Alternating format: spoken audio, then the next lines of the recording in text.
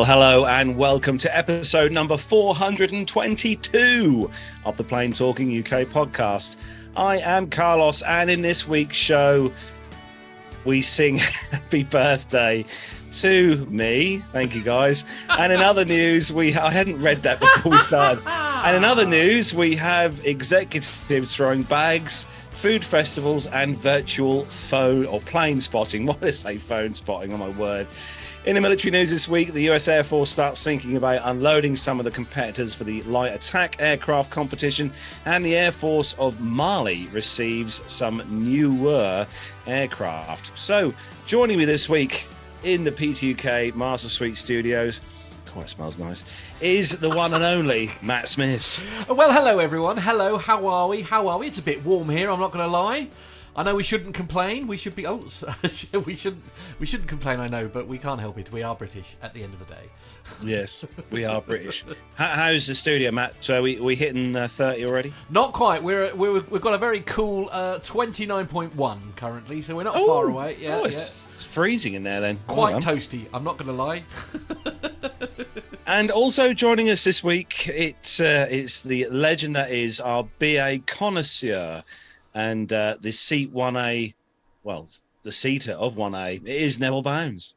Yes, hi folks. And I've had two lots of 1A this week. Went to Stockholm on Monday morning, came back on Wednesday. And it is almost as hot in Stockholm as it is here. So it was 29 degrees, which for Sweden is quite warm. But of course, being so much further north, the sun is really intense as well, so you've got to be careful there. Put plenty of sunblock on. But no, it's great few days in Sweden, and then went to Norwich yesterday. I've heard of that place. More of which later on, I'm sure. Oh, sounds like fun. Yeah. And we haven't got Armando with us this week, unfortunately. Armando is hoping to join us, fingers crossed, later on in the show, all being well. So we look forward to seeing Armando later on the show.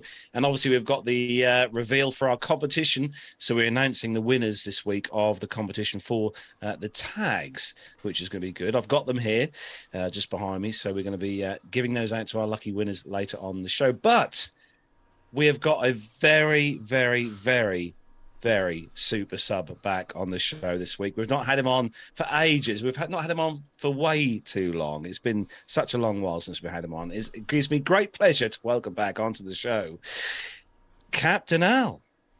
A very good morning, good afternoon, good evening, wherever you happen to be. But more importantly, happy birthday to you. Thank you, Al. How the devil are you? I am very well, thank you very much. It's a balmy 21 degrees here in my hotel room. Goodness me. I say the view from your hotel room is stunning, Al.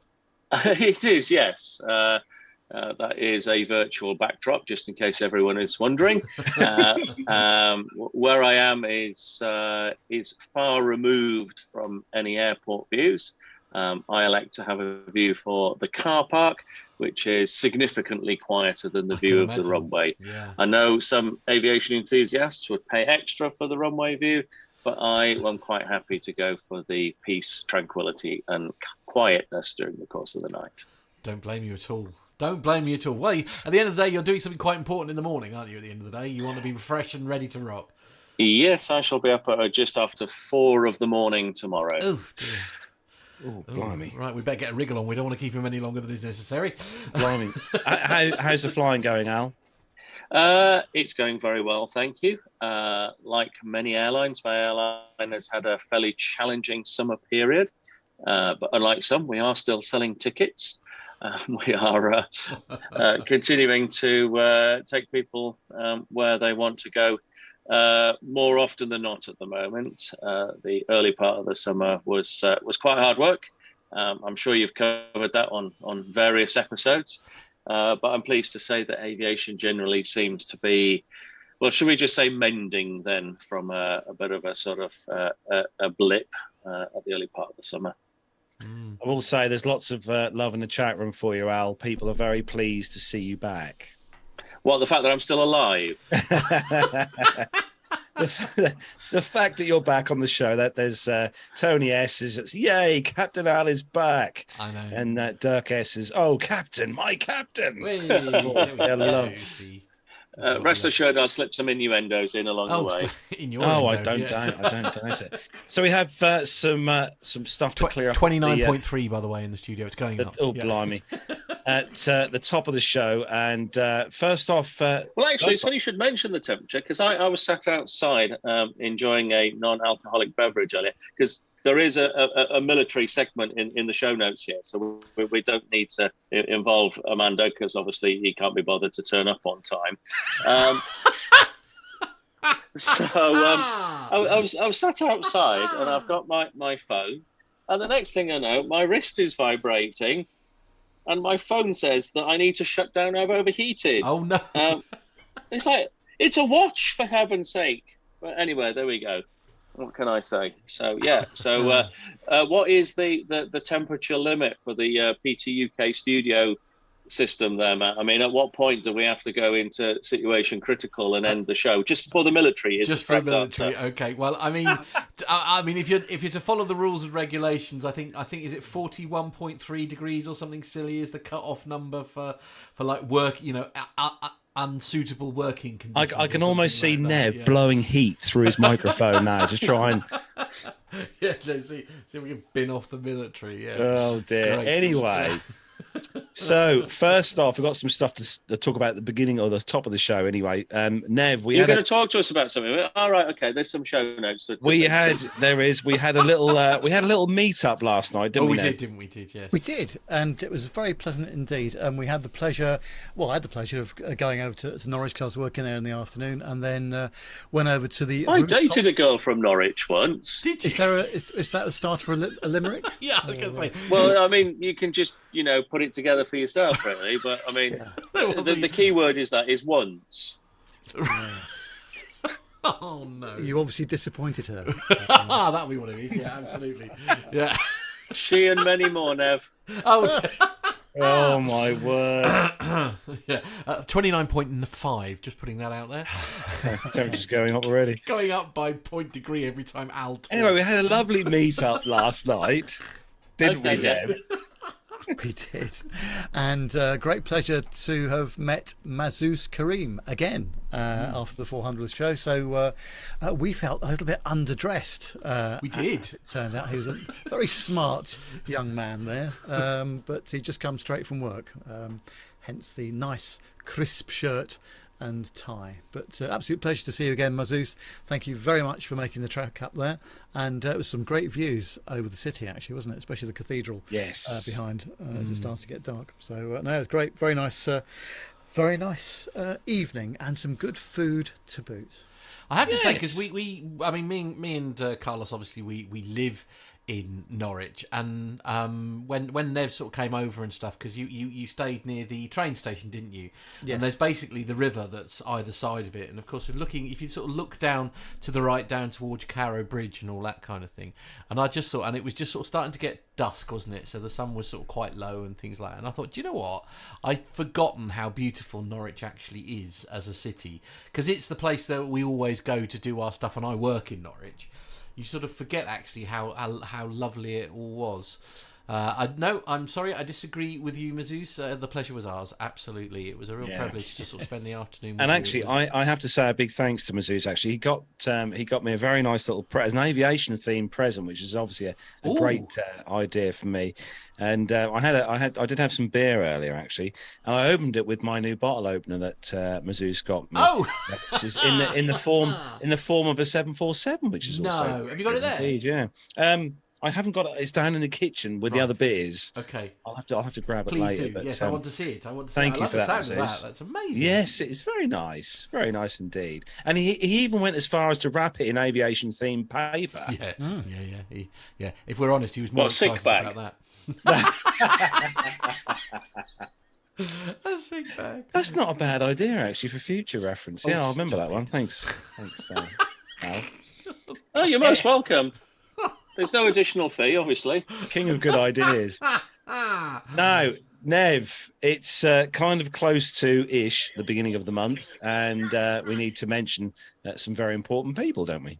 Yes, and sorry we didn't mention this last week, but we all got a bit carried away. But this is where we mention the Patreon and PayPal donors to Plain Talking UK. So once again, thank you very much. I hope you gave them a refund for not mentioning them last week. That's poor, that is. They're just slightly in credit, that's all.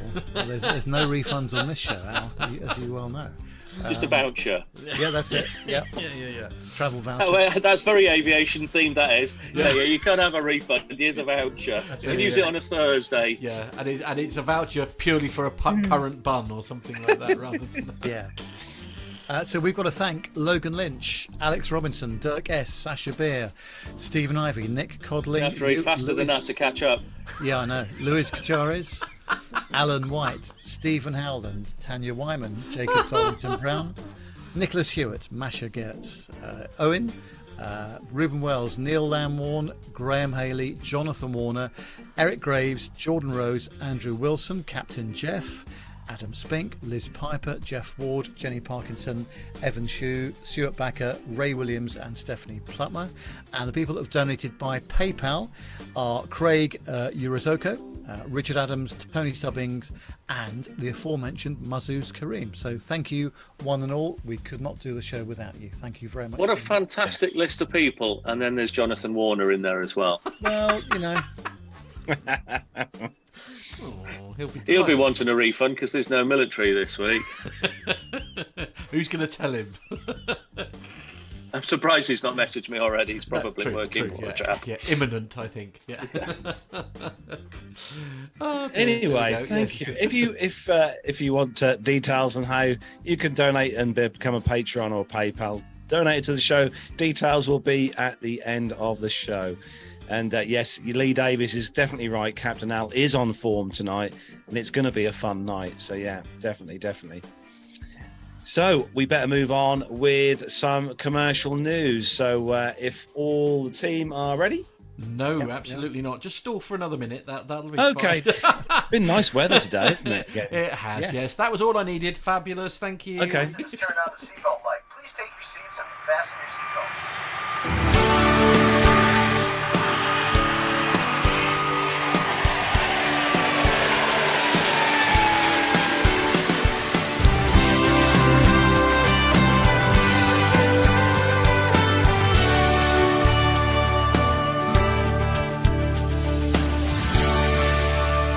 I should just say, Carlos, you're being told off by our producer here, who's supposed to have gone to bed and hasn't done, saying, okay, just because Jonathan Warner is working tonight doesn't mean you can keep poking fun at him. That's not me poking any fun. No, it's me. It's fine. Yeah.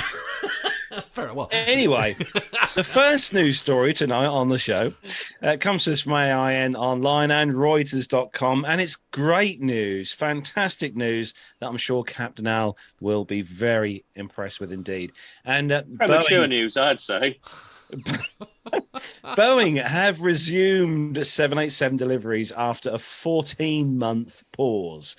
Boeing ended a revenue-sapping 14-month halt on the Dreamliner deliveries on Wednesday with the handover of a fresh 787-8 to American Airlines. Boeing There's nothing worse than trying to find that last piece of Lego, is there? You've gone through 14 bags and you just can't find it. Well, Boeing found that Lego piece and delivered the aircraft to American Airlines. Someone trod on it, maybe. Yeah. They had I'm convinced that that's one of the most painful experiences you can have in your life is 100%. treading on Lego. Yeah. Anyway, September 2020, Boeing found that mechanics clamped together certain components in the horizontal stabilizer with greater force than required by engineering specifications, resulting in possible improper gap verification or shimming as workers assembled the components. That's Boeing percussion engineering, isn't it? Yes. Boeing revealed in July last Plumbing year big hammer. that it found small gaps between two sections of the bulkhead and reported the problem to the FAA. Then in October, Boeing found that a sub-supplier used faulty titanium in parts supplied by Leonardo. The delays are thought to have cost the US manufacturer at least $5 billion. And a timeline by Reuters of the 787 program since 2020. John has very kindly put in on the show notes for us this evening, when it's September 2020 when Boeing finds production problems with the Surely the Boeing thing starts more in the Neolithic period, doesn't it? And going through to January. You're just humouring me now, aren't you? I know. We've got an Airbus story at least later, hopefully. Have you checked? January, yes. January this year, unveiling a total of $4.5 billion in charges in the fourth quarter related to 787 delivery delays, customer concessions and production. And moving forward to just before May this year, FAA finding certification documents incomplete. That was another piece of the jigsaw as well. And then, obviously, August this year, the US government approves the first 787 delivery since 2021, clearing the way for American Airlines, as we said, to take possession of their aircraft. So great news for Boeing then. I expect Al's hopefully going to pass some comments on there from his side. Well, I mean, let's talk about this for a degree of seriousness. If you were trying to buy one of these things, you'd be mightily peed off, wouldn't you? That a couple of gorillas have, smacked it with a hammer and then go, sorry about that. And well, there's some gaps where there shouldn't be. Is this okay? I mean, if you were, paying however much it is for one of these custom-built aircraft, you'd expect it more to be like your Aston Martin production line, really, wouldn't you? You'd think so, wouldn't you? You'd think there'd be... You think there'd be like what's the word I'm looking for? Like quality of build. If you see what I mean, given what this vehicle is essentially going to be doing, propelling itself through the air at a great height, you would almost want to assume that there was a high level of build quality there, wouldn't you? With any airplane or aircraft or. Yeah, just reading a comment actually, Captain Cruz has put in the chat room saying that. Considering there are still 100 Maxes at Moses Lake, their delivery rate is hopefully equal to that. Makes a good point. Yeah. Pull finger out and all that kind of thing. Yeah, that's more champagne, anyone? Right, good, lovely. Shall we move on? While he's doing that, we'll go on to the next story then.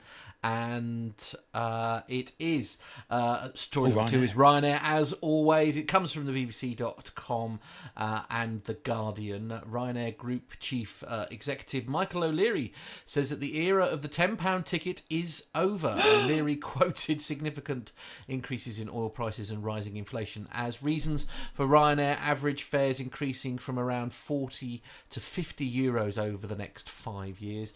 There's no doubt that at the lower end of the market are really cheap promotional fares, the €1 fares, the 99 cents fares, even the €9.99 fares. I think you will not see those fares for the next number of years, Mr. O'Leary told BBC Radio 4's The Today programme. The airline boss also hit out at the impact that Brexit was having on airlines and airports across the country, with passengers having grappled with travel chaos, including long queues, rafts of cancelled flights and misplaced luggage as a result of staff shortages. O'Leary said that the UK labour market was fundamentally broken and argued it was time for the UK to consider reversing some of the stupidity of Brexit. Now, the quotes from Michael O'Leary, it's said in green here, do not necessarily reflect the opinions of the BBC, The Guardian or PT UK. They might, but not necessarily. Now, I mean, there's loads of points in that there. Is he on to something here? I mean, we're not the only country with these issues going on, right?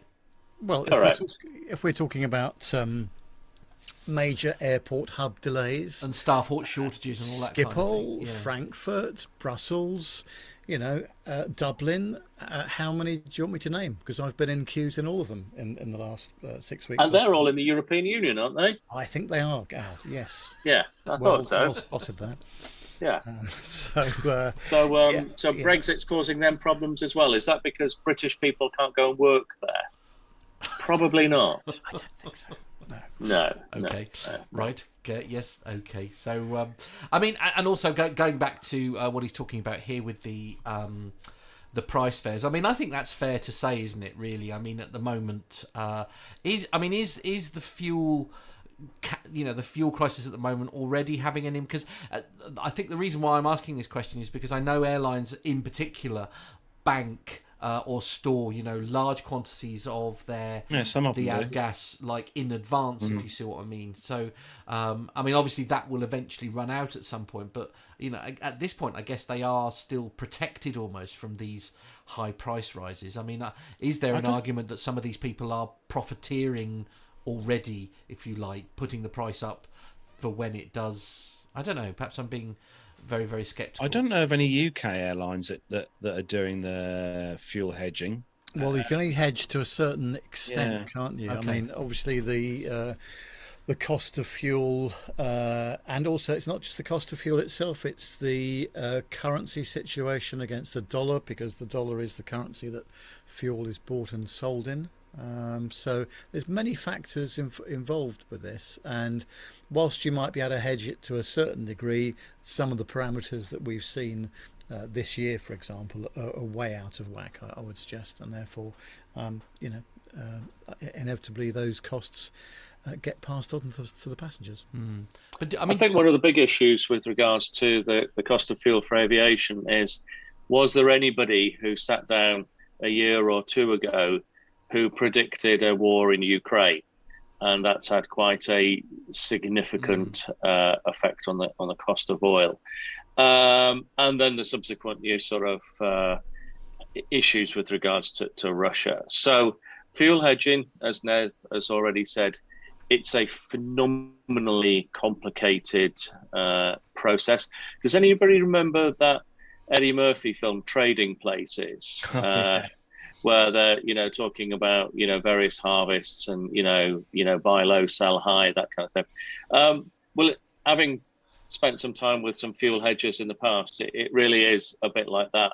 I was never entirely certain whether these guys were living and breathing experts or a pair of second-hand car salespeople that had been brought in from a Romford Sunday market to do their stuff. But the number of variables that go into the cost of fuel, the spot market price, and then the price that you can hedge at. I mean, all hedging is agreeing a price in advance. It's just like taking a fixed rate on your gas or electricity.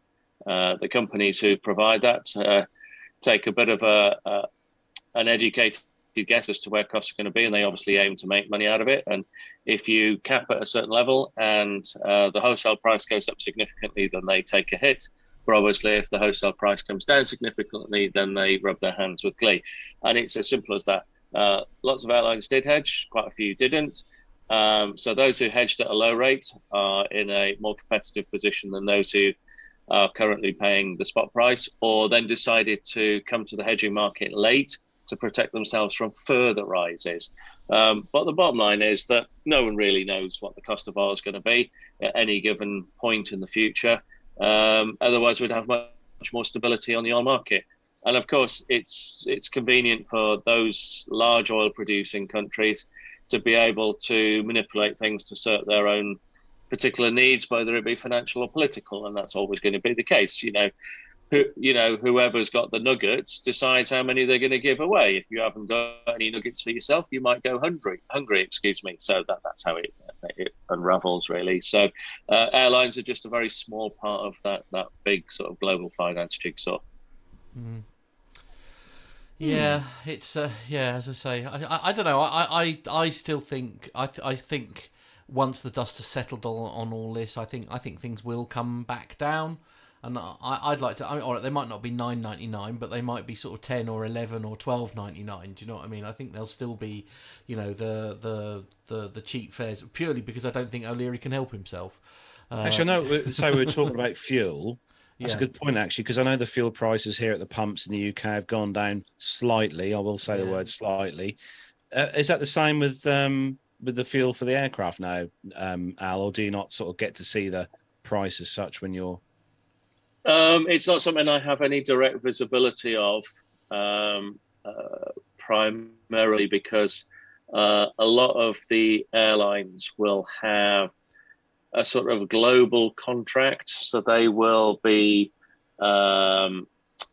make arrangements with fairly large intermediaries. So one of the large companies, a company called World Fuels, they will basically then have the local supplier. So the guy who comes out in the tanker who puts the fuel in, he's not determining the price, if you like, and neither is his boss, because they're just a retailer, if you like. But the people who supply them will have done a deal with World Fuel. So it does get extremely complicated. And it's akin to, some of the buying power that, say, the supermarkets have over and above a sort of local independent retailer. Now, what we're starting to see a bit in the UK is a bit of ebb and flow. That now the local retailer might be prepared to work on a slightly lower profit margin, but equally, the guy who sat on a load of fuel that was bought cheap can sell that cheap. So this is where you see the big sort of fluctuations. But for the sort of amounts of fuel that we buy generally, it's with very large intermediate companies who sit there, and that's who we actually pay rather than the individual airports. Interesting.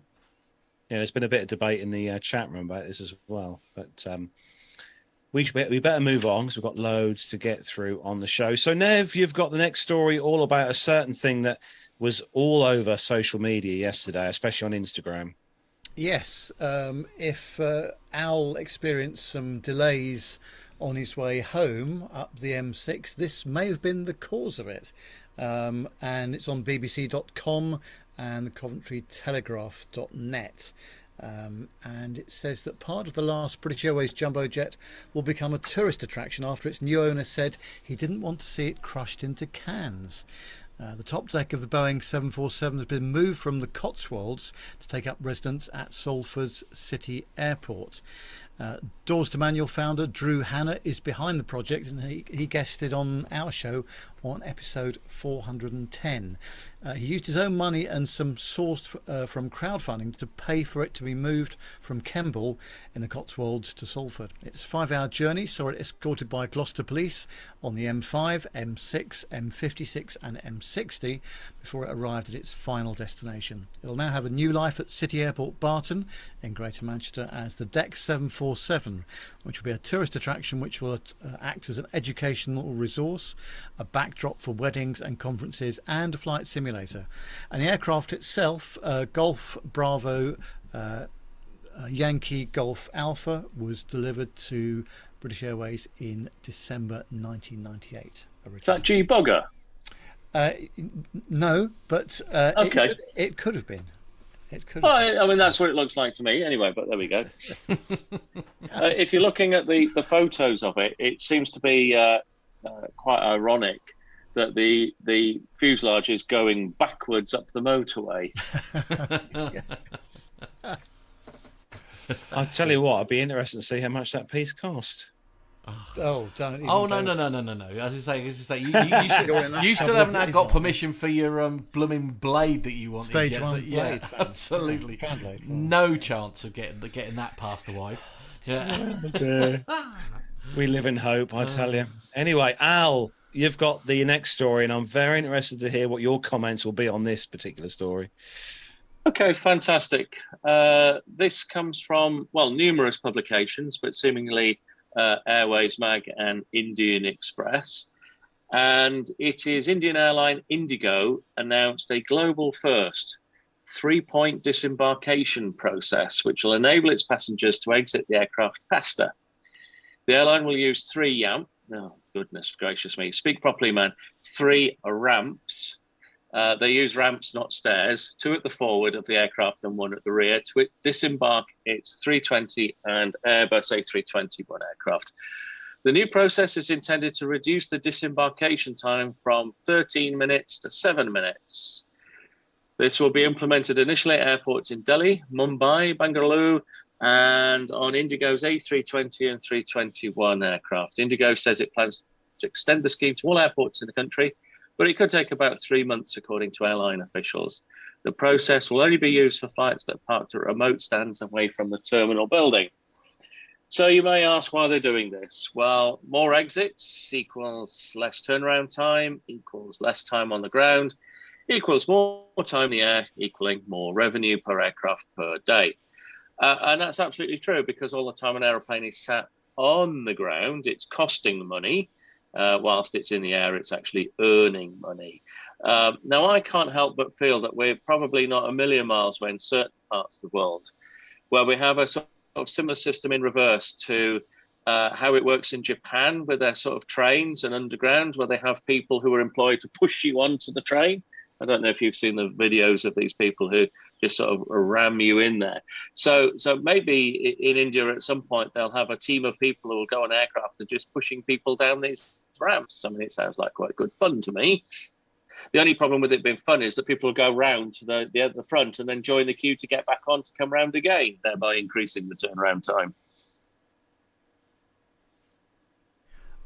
Well, yes, but I was just thinking how long it takes people to disembark an aircraft under normal circumstances, in inverted commas, and it's a slow process. And by the time they've got their bags down from the overhead lockers and all that business, it's I mean, I'm all for speeding things up. I'm not really sure this is going to help matters, but I stand to be corrected if it turns out to be a resounding success, obviously. But you're going to need more staff, surely. You've got to have staff, obviously, man in each of these. Well, surely a woman's name, so therefore that's a man who's pushing the ramp. Right. Oh, okay. dear. Don't call me Shirley. And Matt still hasn't seen that film yet. I'll just point that out.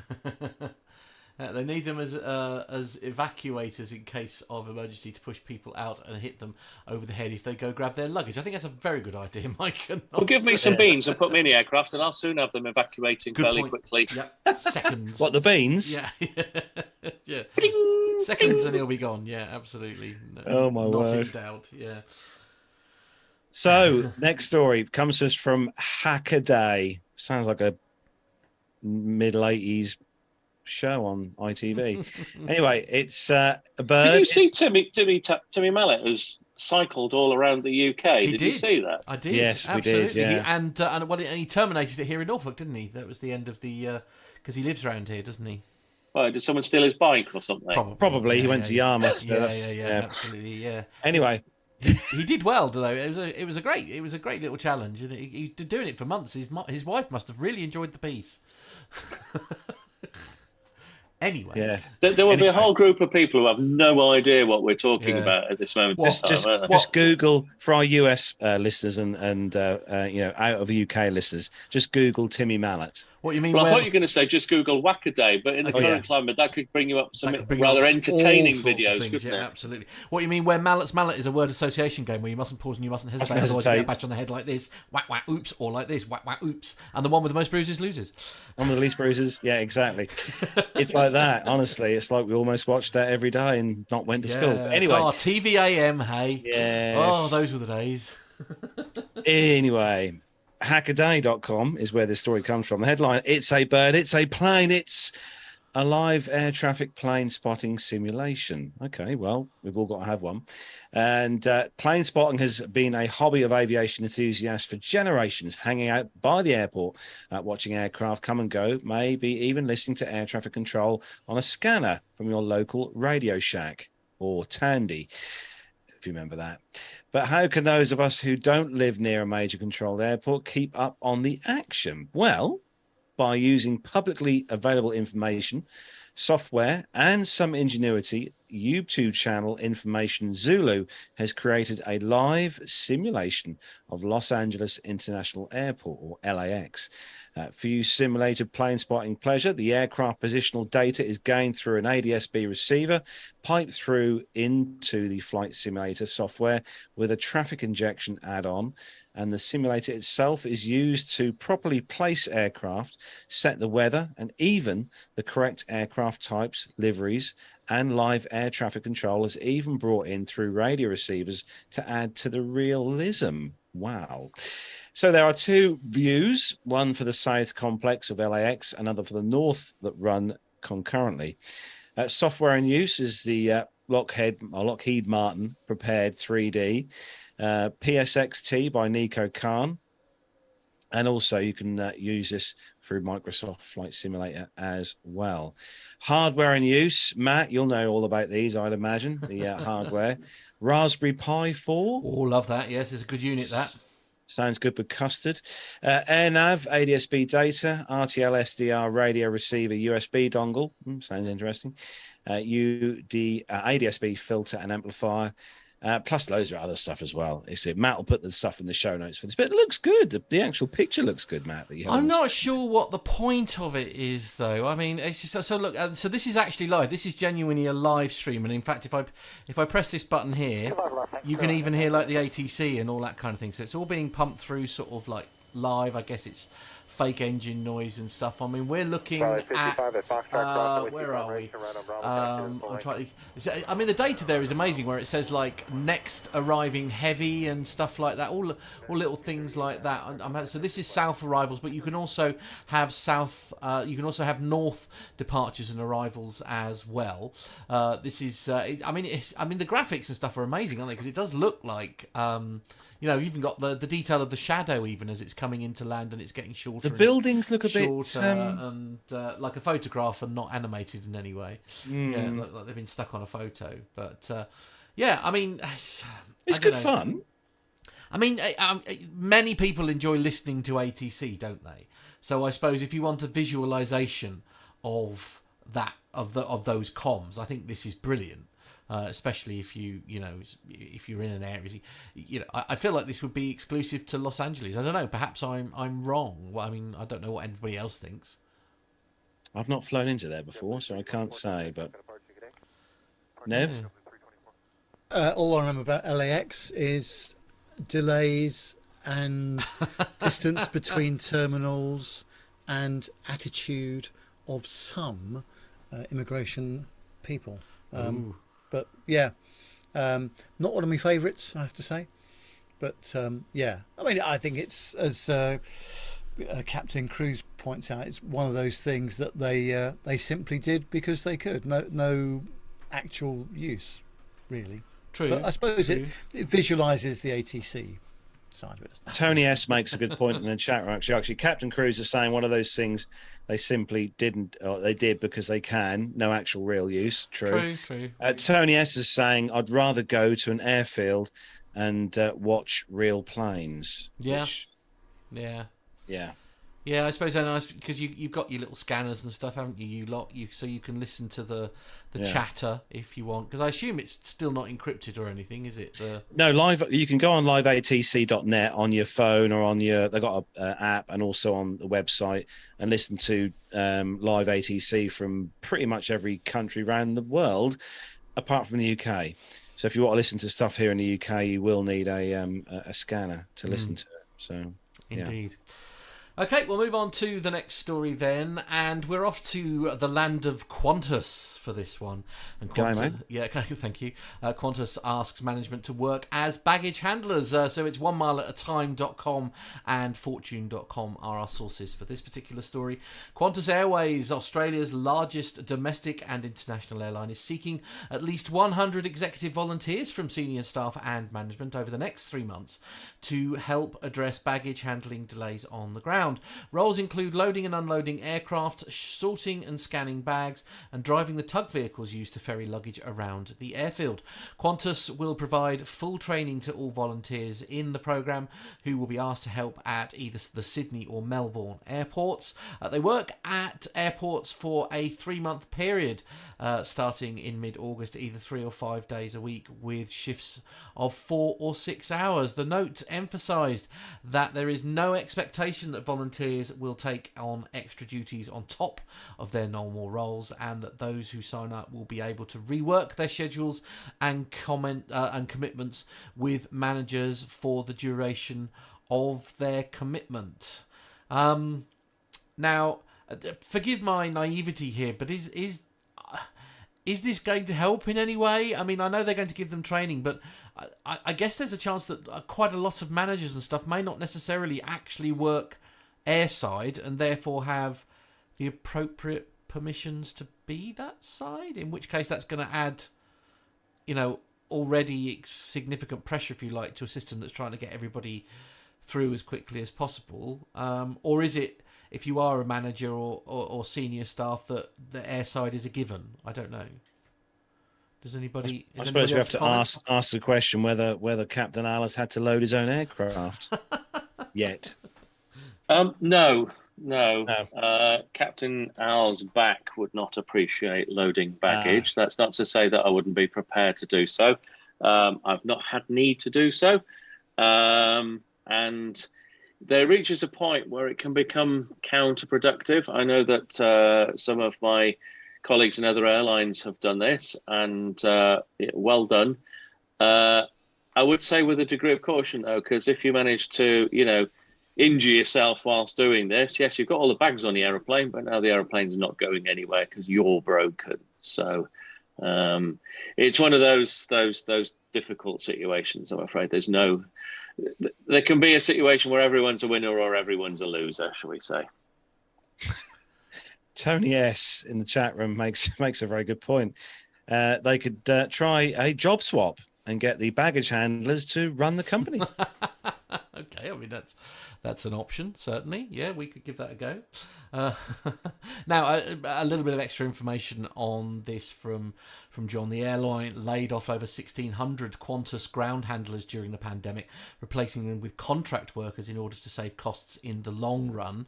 Qantas seem to have unintentionally said to the world that they have 100 too many managers in their offices, which is always a possibility, I suppose. Introducing inexperienced office workers into specialist aviation jobs is, in John's humble opinion, going to increase serious workplace injuries, and it might actually be counterproductive to the airport chaos. I don't know, how do we feel about that one? Does that sound? What do you think on that one, Al? Is that likely? Oh, it's well, where do you go with that? Yeah.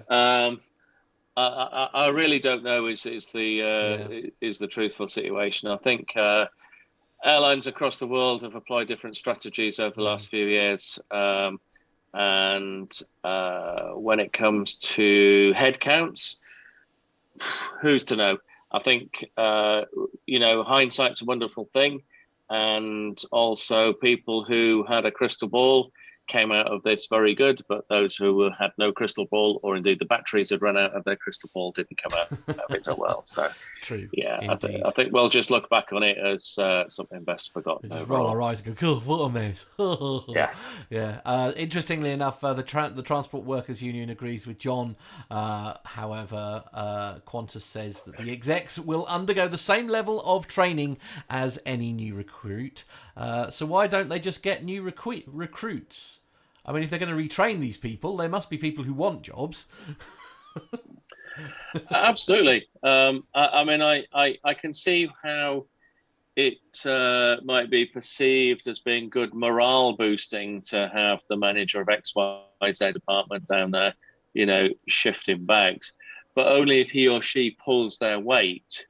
If they end up being there and just getting in the way, then I think that's probably counterproductive. Indeed. And also, I mean, there's another thing. I mean, presumably these managers, I suppose you could argue you're already paying them, so it's not technically costing them anymore, but surely this is a very expensive solution.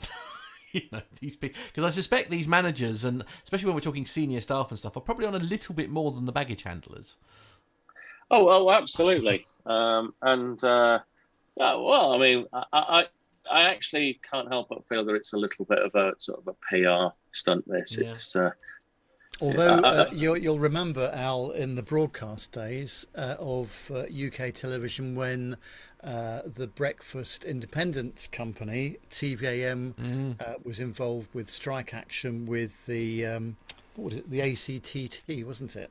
Yeah. And managers took over the running of cameras, VT, graphics, auto cue. Seamless, wasn't it? Seamless. And a quick look on YouTube will show you the car crashes. Some award-winning ensued. television. That's right. Yes, absolutely. Yes. Yeah. Do you know? I do. Do you know? I actually remember that, wasn't it? I do remember. It was quite a time, wasn't it? And it wasn't just ITV, was it? I mean, it affected like most channels, didn't it? Where it was anyway. We're slightly off topic there. Sorry. Yes. Yes. I don't know. I don't know if this is the right solution. I think that's where I'm sort of going with this. As you say, I mean, if you're gonna invest all that money in training, surely you can find people who will cost you less in the long run. But there we go. And what happened to all these agency workers that they were originally going to replace them with? What happened there? Oh well, never mind. Anyway, moving on. Moving on to the next story. Nev, you've got this one, and it's a Guinness World Record story. Yeah, interesting, this one. But going back to Qantas again, this was on simpleflying.com and airwaysmag.com. It says that after breaking the record for the most number of countries visited in 24 hours by public transport, frequent flyer Umit Sabanchi has once again entered the record. I thought you were going to say frequent farter then. It nearly came out, didn't it? just came up short. But you see, if he has been a frequent flyer, he will be a frequent farter because it just comes with the territory of pressurization, doesn't it?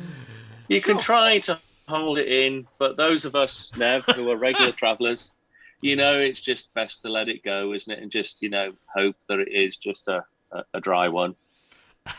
Yeah, and with all that rich food, things can happen, can't they? Let's be honest. Right. Yeah, absolutely. An event. This fella started his world tour in Los Angeles on August the 9th and landed back in LAX at 8 minutes past 5 on August the 11th. So a journey which he completed in 46 hours and 23 minutes. His first leg was from LAX to Doha, flying on Qatar flight QR740. The second leg was from Doha to Brisbane. Yes, that's BNE, isn't it? Again with Qatar on QR898, and the third and final leg was from Brisbane to LAX on Qantas QF15. Qatar kindly upgraded Mr. Sabanji for the duration of his flight with them. The record attempt was done in aid of Guy's Cancer Charity. Guy's and St Thomas's Hospital is a world leader in cancer treatment. Details of the Justgiving link for this will be in the show notes as well.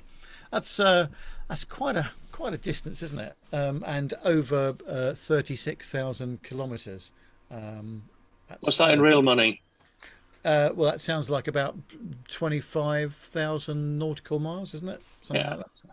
So yeah. And the deal was that they reviewed it, and they said that the title, or to Guinness, after they'd reviewed it, said that the title would be awarded if the attempt was completed in under 50 hours, and that there was no previous record holder. So he did it. Yeah, with 46 hours, 23 minutes and 11 seconds. Look, there you go. Can't even begin to imagine the jet lag. But of course, once you get to the point of you've done so many, it's kind of just cancels each other out, I think. Well, I was just about to say that. Nev, what's the sort of longest sort of series of flights that you've done consecutively? Oh, only. Well, it was Heathrow to Melbourne. Melbourne to Heathrow with a 1.5 hour stopover in Singapore. Okay, all right. Because I mean, at the risk of sort of doing the I've got the T-shirt better trick than you, I had course to do some years ago for a holiday. Bear with me on this because I've got to reconstruct it. Manchester to London, London to Los Angeles, Los Angeles to Auckland, Auckland to Christchurch, Christchurch to Queenstown, which was quite an epic journey. And by the time we arrived in Queenstown, we actually had no jet lag. We're just kind of, like when you're out for a heavy night on the lash and you just push on through and you go through that period where you're just not drunk anymore. You've kind of just gone through it and you're still alive.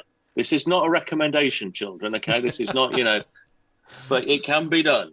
Well, it was just like that. So we actually didn't have any jet lag. We slept well that night. I can imagine, yeah.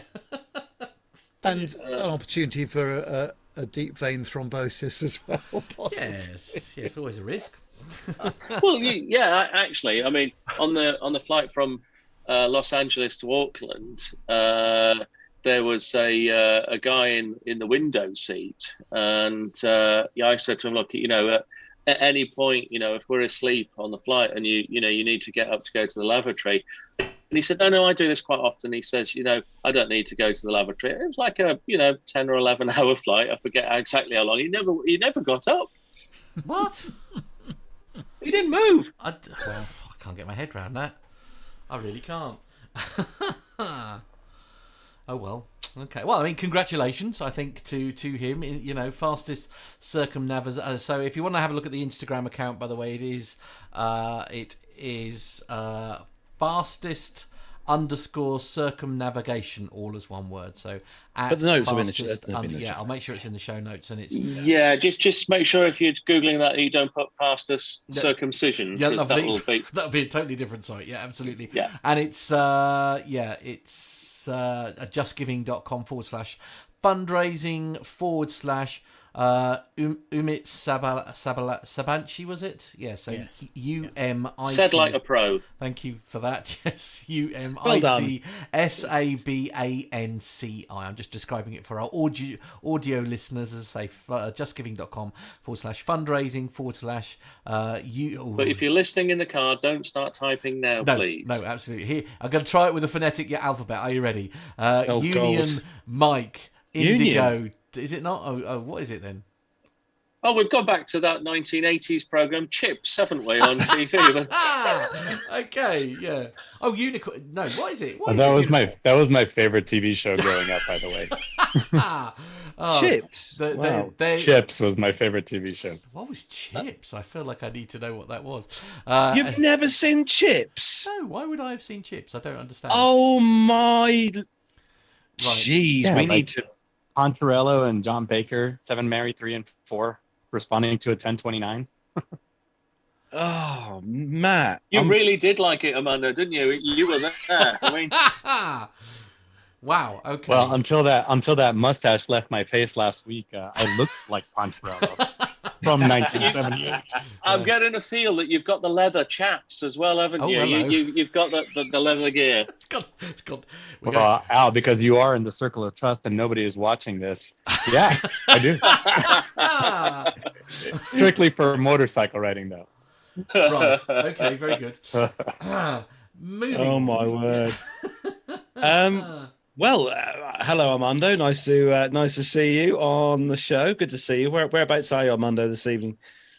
Hi, guys. I would apologize for the noise, but I don't It looks think like he's in a anybody's gonna complain penitentiary, judging by the fence there. Have they caught up with you finally?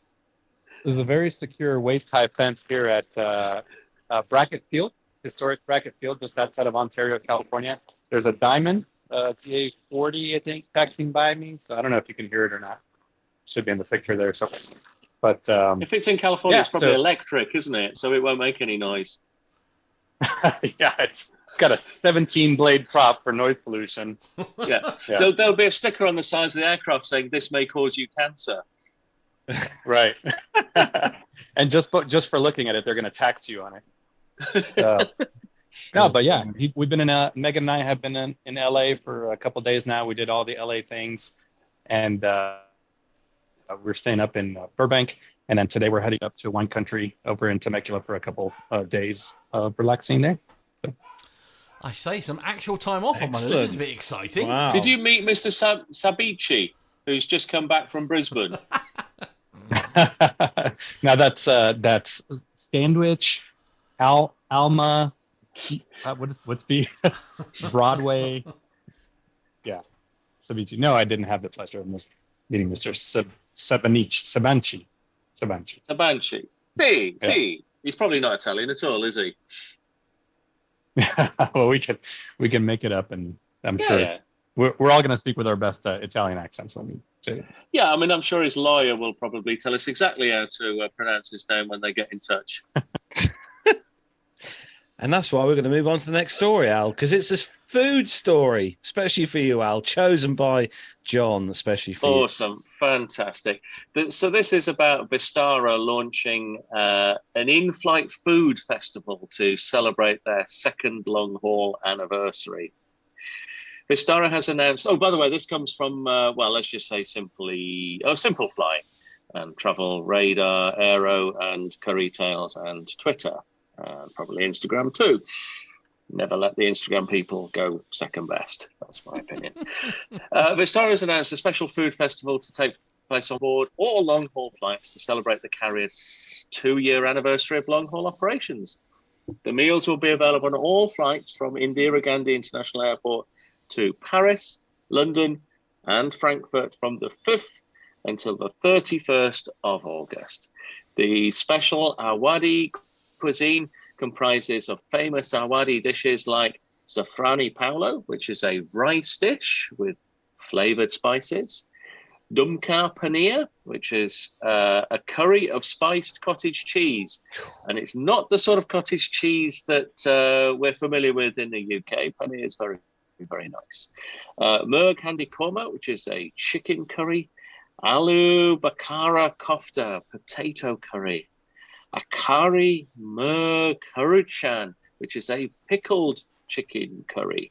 And it comes with a Kashmiri roti, which is Indian bread. Now, I know that our good friend Micah will be salivating at the thought of some of these dishes. Passengers will also be, offered a selection of desserts like Sahi Tugda, which is made with bread slices soaked in rose sugar syrup. Now, I've actually had that. I've obviously had some of the other dishes as well, but it's absolutely delicious, that is. As is Makdar Kulfi, which is, it's basically a bit like an ice cream in a clay pot. Vistara is calling the special food festival Dawat Awada, which loosely translates to, in English, as a feast of Awadi cuisine. Wow, that sounds fantastic, doesn't it? So a little bit of background about Vistara then, just in case you've not heard of them. Vistara started its long-haul operations with direct connectivity between Delhi and London Heathrow in August 2020. Probably not the best time to start a service, but nonetheless, 2 years later, they're still around, and the carrier now offers direct connectivity to and from several international destinations, including Bangkok, Dakar, Dubai, Frankfurt, Jeddah, Kathmandu, London, Heathrow, Paris, and Singapore. Mr. Deepak Rajawat, Chief Commercial Officer of Vistara, said at Vistara, we're on a constant quest to find ways to delight our customers, and completing 2 years of long-haul operations gives us perfect reason to celebrate with them. We often receive very positive feedback on Indian regional favourite meals from our customers on flights to and from the UK and Europe, regardless of their demographics. The menu is designed to create a memorable gastronomic experience for our customers on board India's finest full-service carrier. Now, this has got me thinking. So, if British Airways was to feature cuisine from a particular part of the United Kingdom, where should it choose and what meals should it supply? Over to the panel. I think Indian food from Bradford, I would imagine. Yeah, absolutely. Yeah, well, I think that's where the Vindaloo was actually invented, wasn't it? Probably. That's kind of what I was thinking too, was the best Indian food I've ever had in the world is over in England. So that would be my vote. I'm trying to think. It's interesting, actually, because England's much maligned for its cuisine, but I fly with a lot of people from sort of all over the world, really. And they go, well, we don't really know where this comes from because you've got such a fantastic range of cuisine, all sort of from all various parts of the world. And I said, yeah, well, I mean, we invaded most of them, so that's why we've got them. But nonetheless, if you think about it, we have quite a huge range of cuisines that are just sort of endemic to the UK. But I mean, has anyone ever had a good fish and chips on board a flight? No. Interesting. Never. No.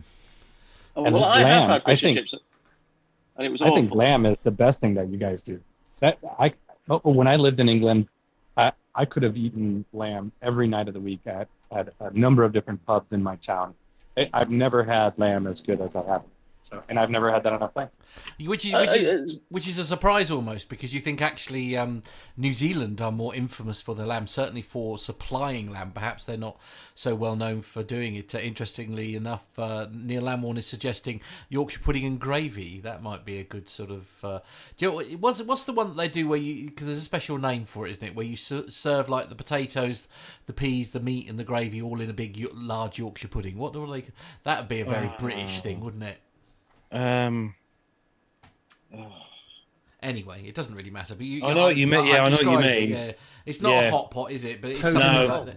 are you thinking? No, because that's just sauce. No, there's one we do it here sometimes where you make a giant. So when I do it at home, you make a giant Yorkshire pudding, and you literally it's like the gravy, the meat, and like the peas and everything all together, like but served in a giant Yorkshire pudding. The chat room is bound to let us know. Probably. There we go. Yeah. I think that's your own creation. I can't say that I've ever come across that particular concoction before, Matt. Have you not? No. Oh, well, perhaps have you seen it in any restaurant? Yeah, well, that's where you can buy it in a ready meal from Morrison's. Oh well, no, please. That's you heathen, honestly. I mean, a couple of pubs around here have done. I don't know it as specifically a Norfolk thing, but I've had it in a couple of pubs around here. I like the Gillingham Swan, which is up the road here. What? There's people chatting in the chat room about deep fried Mars bars. Oh yes. Oh, beautiful. Absolutely stunning. Probably one of the finest things that I've had is actually a deep fried doner kebab, a battered doner kebab. What? It's the whole kebab, God. salad, pitta, the whole lot, battered, chucked in the fryer. Wow. Yeah. Another thing that came up in the chat room is shepherd's pie, which I think would be great on an airplane, except I can only imagine what could go wrong. Like the inside is completely frozen and the outside is 1,000 degrees, the face of the sun hot. So you've actually tried the crew catering on my previous airline, because that's exactly what happened with the shepherd's pie that we used to have. So John, who should have gone to bed by now, is saying that Aer Lingus did a crisp potato sandwich for a while. What on earth is a crisp potato sandwich? Well, Tato is the name of the manufacturer. So crisp sandwich, you can call them potato chips if you like. So take your crisps, okay, yeah. slap it between two slices of ideally sliced bread, a bit of butter, Bob's your auntie, there you go. What? A meal in one. What? I mean, that's not. I've never heard of that before. What, a crisp sandwich? I mean, any particular preference of flavour or? Oh, it's got to be prawn cocktail. Prawn cocktail. Oh, prawn cocktail. Oh no, okay. And if you really want to go for it, right? Prawn cocktail with either raspberry or strawberry jam replacing the butter. You can keep the butter if you want, but you go for the bread, the jam, and then the prawn cocktail crisps. Slap it in, give it a good squish. I've just done a sick on my mouth. I feel like I'm channeling my inner Gordon Ramsay right now, and he's or the other one. Absolutely. Well, I mean, Gordon's got a lot to learn from me, I'll tell you. Right. But the other one that I've introduced quite a number of people to, maybe 6 or 7, is a penguin sandwich. Oh no, I can see that. Because I quite like, I'll have a Nutella sandwich or something. I can see that with the chocolate biscuit and stuff. I mean, I'm never sitting there thinking. No, not feeling the love. I'm thinking that I should have eaten more for my dinner tonight. Right. Okay. Armando, have you heard of any of these things? No, this is a hard no on all of these things. Okay, right. I mean, penguin sandwich seems like it's outlawed by PETA. Or Greenpeace. Like, I feel like we shouldn't talk about that. No, it's not actual penguin. You know what a chocolate biscuit penguin is, don't you? I don't know what a chocolate biscuit penguin is. And don't tell them about the hedgehog crisps either. Oh no, crisis! Well, yeah, crisis. I mean, I was going to say, Armando, what about a hobnob? Are you familiar with a hobnob? Nope. Is that like a Tim Tam? Oh, nothing's like a Tim Tam. To be fair, they're quite a unique species. I flew with this Australian captain who introduced me to Tim Tam slams. What? Which is great. It's like Tim Tams in milk, and like it's great. Wow. He would carry a packet of Tim Tams every time that we flew together just for me. Oh. Masha says, I've seen plenty of crisp sandwiches in the UK. Am I the only one that's not come across a crisp sandwich here in the UK? Clearly. I'll make you one next time I come up. We'll get a packet of Walker's, prawn cocktail, bit of jam. Right, okay. A couple of slices of ready sliced. There we go. Thank you very much. Right, okay. Well, this conversation has taken an unexpected turn. We should probably... It's a food podcast. It's somewhat far removed from Erg Handi Korma and Kashmiri Roti, isn't it? Little tiny bit. Shall we move on to the next story, Carlos? Please dig us out of this hole. Yes. Well, just before you go, unfortunately, due to circumstances outside of my control, I do have to leave you gentlemen to discuss. Oh. Well, that's absolutely fine, Al. Thank you so much for joining have some us of this, Al. when you That'll did help it. you. But no, he's not allowed. He's got a busy job to do in the morning. Stop it. Behave.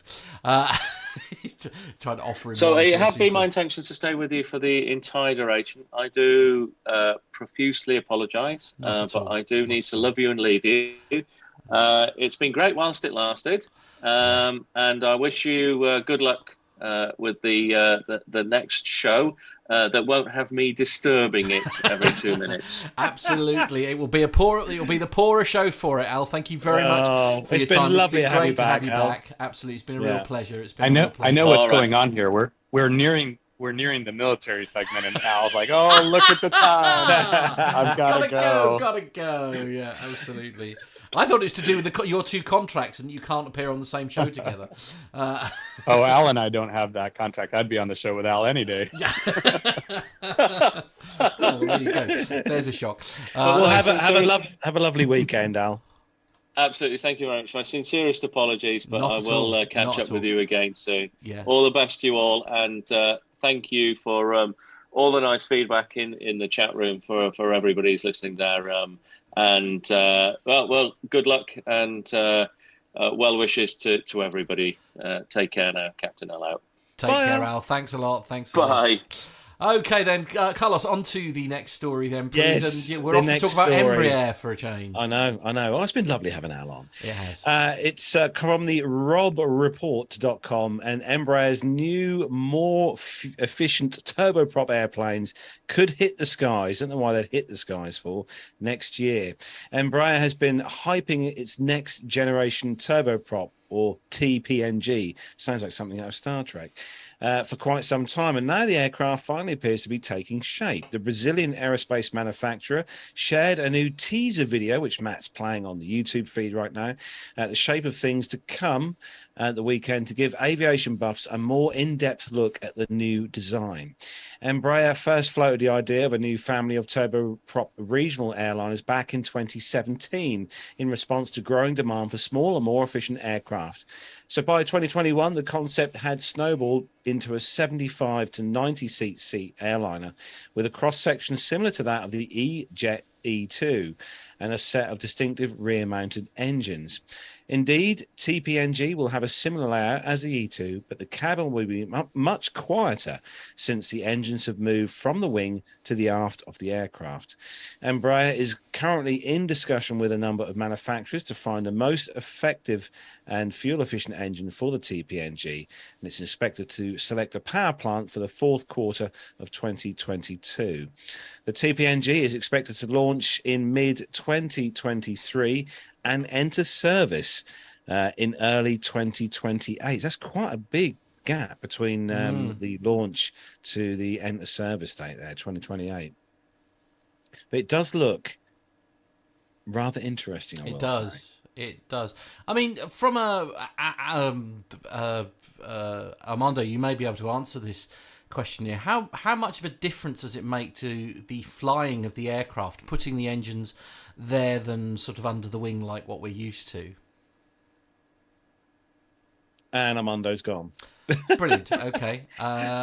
Well, it's the problem with underslung engines is one of the things they used to say, Matt, is because the engines hang under the wing, especially with the 737, they're quite close to the ground, and therefore are more susceptible to ingesting any FOD or foreign object debris on the runway. When they're up a bit higher on the rear mounted ones, It's normally they're out of the way, but with these, I mean, I'm surprised with the noise. They wouldn't be more noisy with these engines, but it looks nice, though, doesn't it, Nev? As a regional Yeah, aircraft. and certainly the further forward you are, it's a very quiet aircraft, I'd imagine. Anyway, In the cabin, certainly like all I say, the MD series of McDonnell Douglas. With the rear-mounted engines there, they were very quiet towards the front of the aircraft. I was going to say, in the cockpit, it must be blooming tiny, like completely silent almost. Yeah, Micah makes a good point, actually, in the chat room. He says, remember, Captain Jeff flies an aircraft like this, but with turbofans rather than the actual okay, props. right, yeah, rather than the props, yeah. It's a similar design, isn't it, the turbofan? It's sort of... Yeah, what I assume the difference is that they spin a bit faster and have a slightly different blade. Well, the turbofan's a jet engine. Well, it's a jet engine, but it's right. obviously the rather than having a huge prop, the prop is to say, or the turbofan is encased in the actual engine cowlings itself. But it does look good. It'd be interesting to see. I'm just shocked at how much the difference is between when the launch 2023 to when it's going to enter service. That is quite a big gap. It's 5 years, but I don't know whether it will be sooner or not. It'd be nice to see it sooner. Anyway, I mean, Captain Ridiculous Wits has got a great question in the chat room. As I say, it's a shame we've lost Armando, actually, because he's saying, why have they never mounted the engines on the top side of the wing? Would that cause a problem in terms of things like lift? I don't know. I suppose you could think that maybe it would interrupt flows and things like that. Well, Captain Cruz has come back with an answer to that, Matt.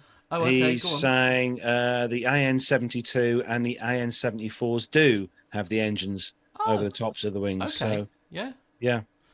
There you go. Then you see, There we all go. hail the chat room. I know. That's why we have a chat room. All hail the chat room. That's why we have a chat room. Indeed. So, Nev, you've got the next story, and it's all about a very nice airline to fly with, I think. Yeah, definitely. It's on thenationalnews.com, simpleflying.com, businesstraveller.com, and on emirates.com, their website itself. And it says that Emirates are going to invest $2 billion to improve passenger experience, and this is to bolster the in-flight customer experience, including a massive program to retrofit over 120 aircraft with the latest interiors, plus various other service improvements. As the program rolls out, passengers can expect to see upgrades in the onboard food offering, IFE options, in-flight service, and improved cabins. First of all, there's new menus. These will be served on selected Emirates routes in first class, including selections of gourmet hors d'oeuvre, featuring dishes such as pan-fried salmon and trout with Creole rice, roasted duck breast with orange thyme jus, steamed broccolini and fondant potatoes. I really should have had more food. Those new menus going to be introduced to business and economy on the 1st of September.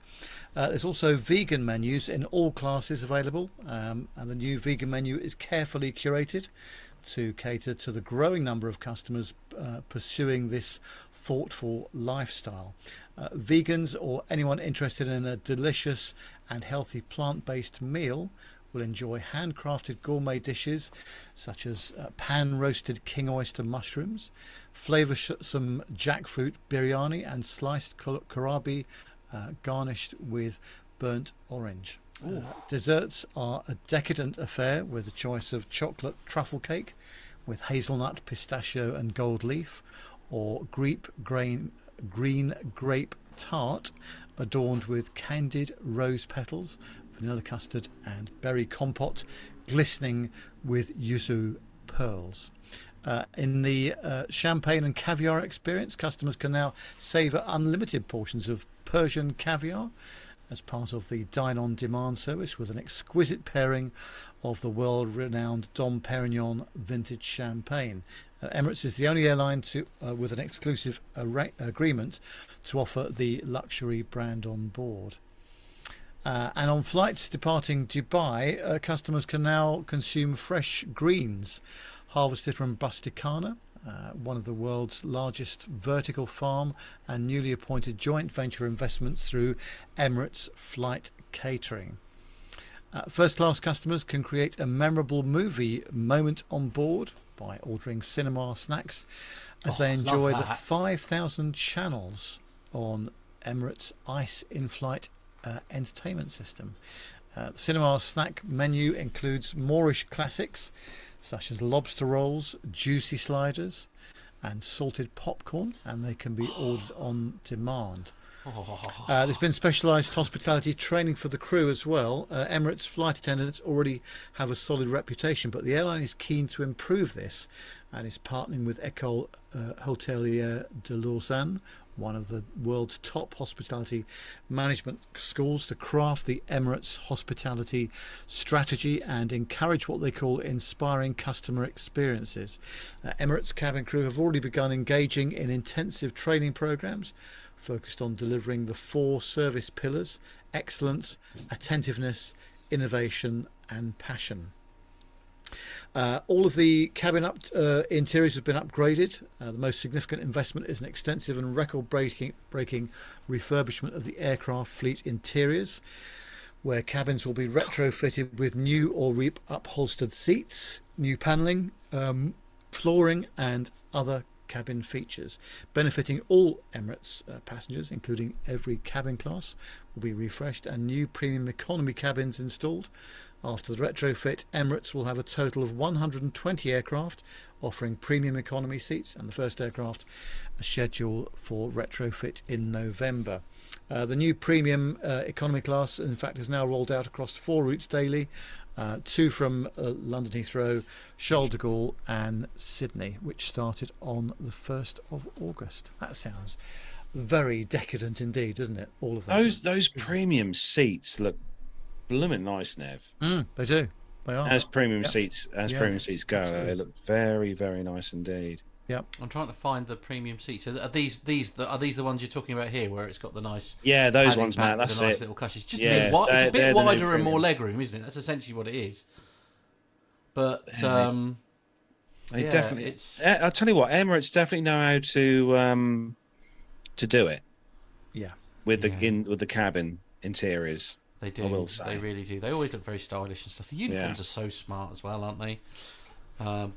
It just honestly, just love it. I'm devastated that I don't have the resources to be able to enjoy that airline. That's the long and the short of it, I think, for me.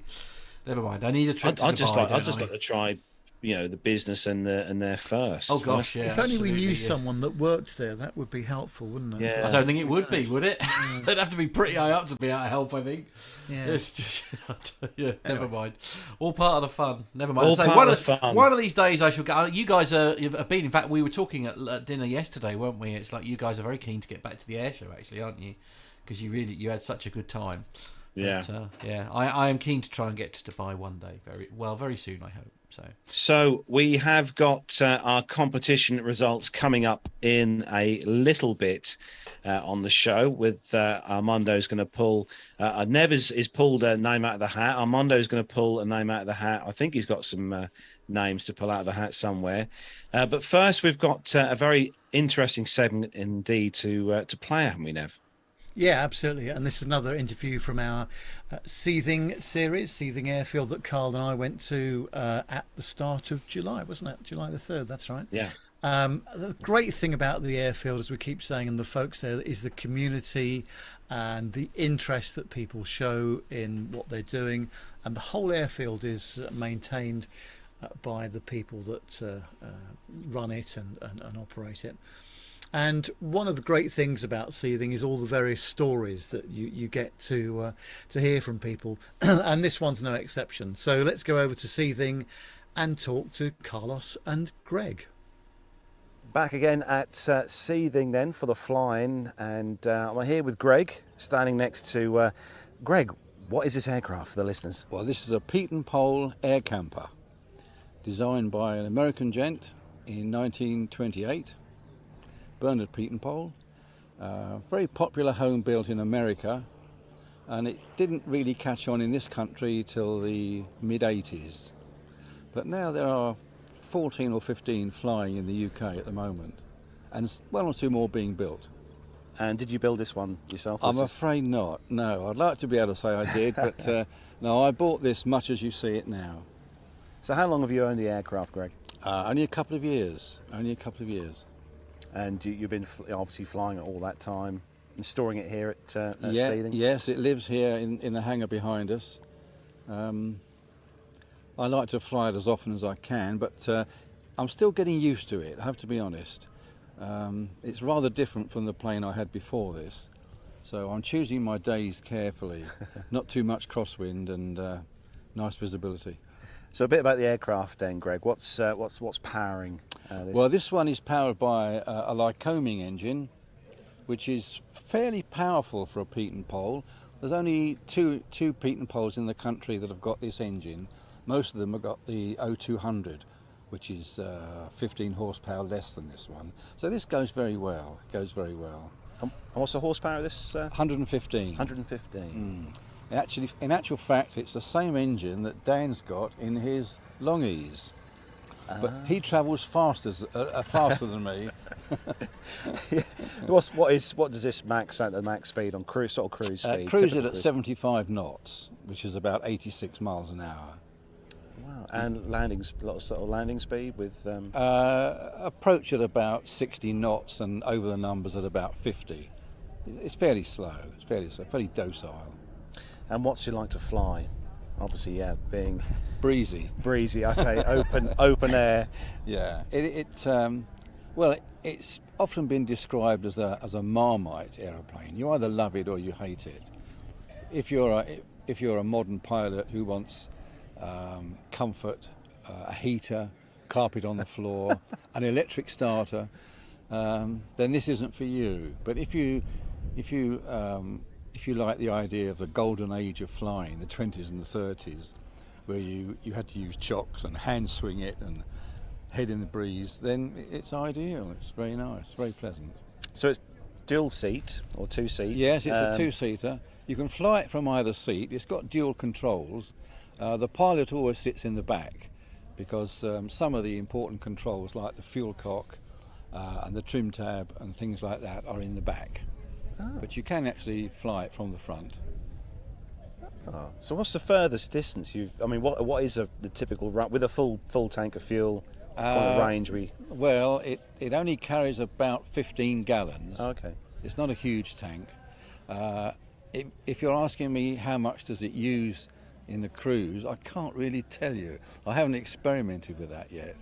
I tend to fly it around, and when it needs fuel, just pour it in, So range-wise, sort of 2 or 3 hours endurance?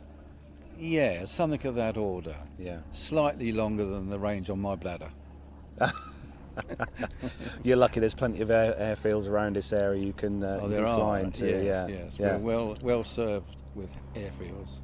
So a bit about the aircraft itself then, obviously you said it was built, what year was this built, you said? Well, it first flew in 2005.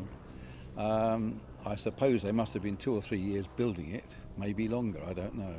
I've only met the guy once who built it. I didn't get round to asking him how long it took.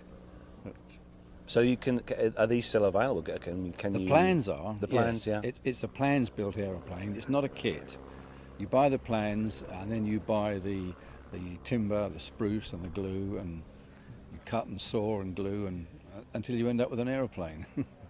And also another thing as well, I just noticed now wooden prop. Obviously, with a lot of modern GA aircraft now, they have a different style of prop. Aluminium propellers. Yeah. Yes.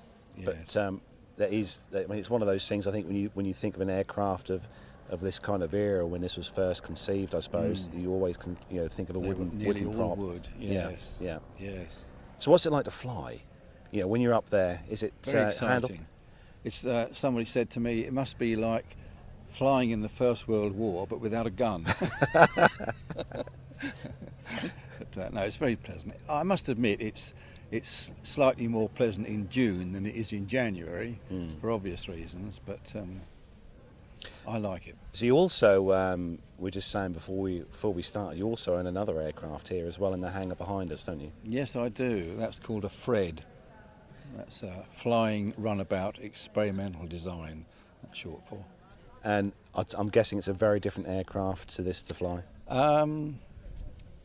It's very similar in many respects. It's open cockpit, of course. It's even slower than this because it's only got a Volkswagen car engine Oh, up really? front. Yes, a converted VW engine. Wow. So sort of what we talk about, sort of 60, 70 horsepower kind of? Not as much as that. Really? About 45, I would estimate. Okay. And obviously you've got the two aircraft here. Do you have a personal favourite between the two? Well, at the moment I favour this one because it's the more recent one. But yeah, they both got their charms. It's a stunning looking aircraft. Have you got any more plans for the aircraft itself? Any changes you want to make, or is it this is how you want it to be? No, the only change I've made to it since I've had it is I've put safety wires on the undercarriage. Because the reason why I've got this aeroplane, it had an undercarriage failure.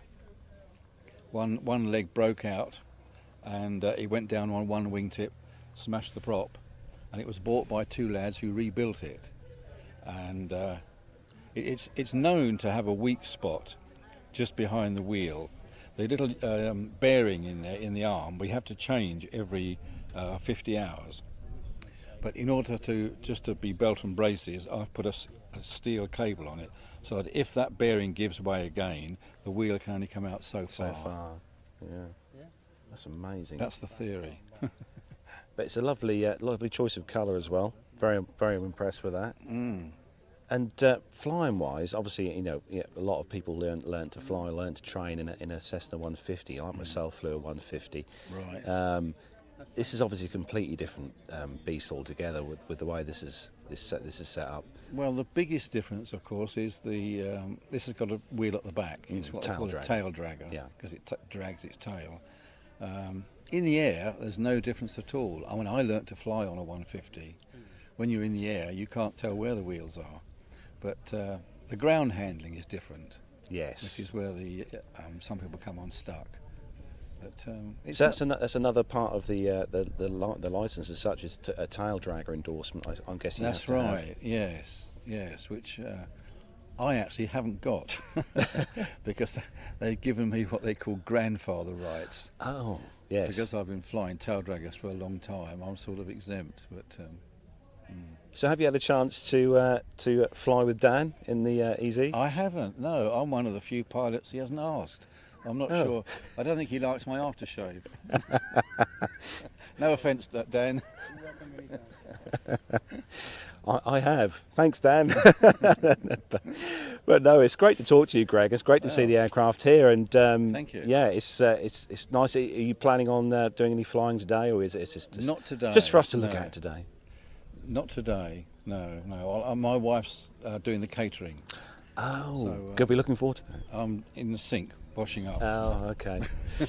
Now, before we wrap up, Greg, just a quick question, and we ask anyone we talk to on the show. I mean, we've asked Dan as well before. If you were given the chance to fly any aircraft, whatever, GA, commercial, military, fixed wing, anything, retired, still flying, and it was here now today at Seething, and you were given, say, the keys to go and jump in and take it out for a spin, what would that be?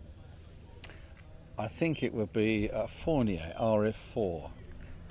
Another new one we haven't had before on the show. Motor glider, single seat, with a Volkswagen engine. Okay. Surprisingly, it's not called a Volkswagen; it's called a Limbark. But basically, it's a Volkswagen engine it's got a mono wheel which retracts.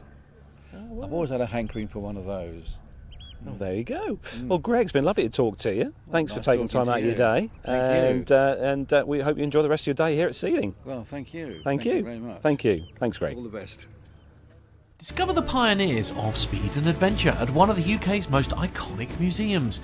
Whether it's a tour of the legendary Concorde, a walk around the Brooklands Aircraft Factory, or maybe a behind-the-scenes look at the McLaren automotive cars, the Brooklands Museum has it all.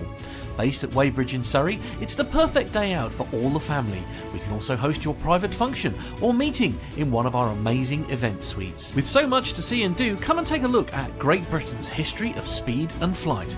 Find out more by going to www.brooklandsmuseum.com or give us a call on 01932 857 381. That's 01932 857 381. Well, I have to say, Nev, we've obviously got we've got another one to come, haven't we? Which is quite a big one, that interview that we've done. But it was great to speak to him, and we were saying as well that his wife done an awesome spread of food on that particular day. Oh my word! Yeah, you've got some pictures of that, haven't you? We'll have to put those up Yeah, next week. But no, a fantastic buffet food there, and just as I was saying earlier, although Greg is very modest, there's a twinkle in his eye, isn't there? And his enthusiasm for flying those sorts of vintage aircraft is very infectious, isn't it? So, and also one of the things you could probably notice if you looked when you're watching that video is another thing we were saying as well whilst we were watching that, is that the aircraft, even the engine and the aircraft itself, were absolutely spotless.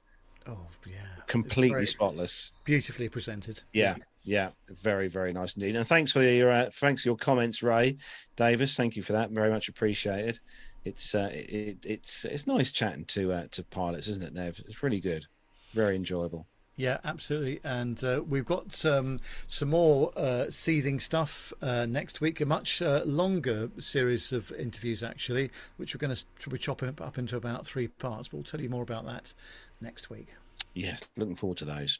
So it's competition results time. So we set a few questions a few weeks back now to win a couple of plane tags. The first one that we had was for a civilian aircraft tag. I'll hold up here for those of you watching on the YouTube feed.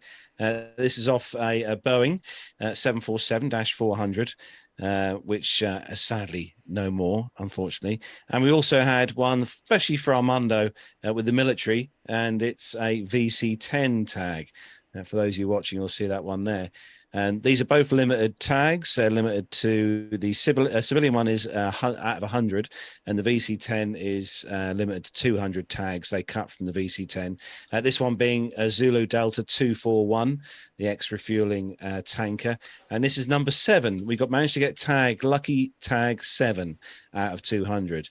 And well, we had quite a few answers come in. And Nev, and what were the answers like for the question you set? Well, there were some very, very close ones. We had a lot of people that sent in their answers, and they were extremely close. But there was only one person that got the exact answer. Oh my word! So, quick reminder: this was the Boeing 747-400, formerly of British Airways. And actually, this aircraft was sold to a lessor on delivery and leased back to BA, and then subleased to British Asia Airways. It was then returned to BA in October 1999 and eventually repainted into the British Airways current livery. The aircraft was ferried to St Athan in September 2020 and then permanently retired after a 26-year career. And the question was, what was the registration of this aircraft? We gave you a bit of a clue. It sounds as though it really was meant to operate in the civilian environment. The answer is Golf Charlie Indigo Victor Echo. Civvy. Yes. Civvy. See what they did there? I like what you did there, Civvy. And the winner is Dirk Simic. Oh, well done, Dirk. Fantastic.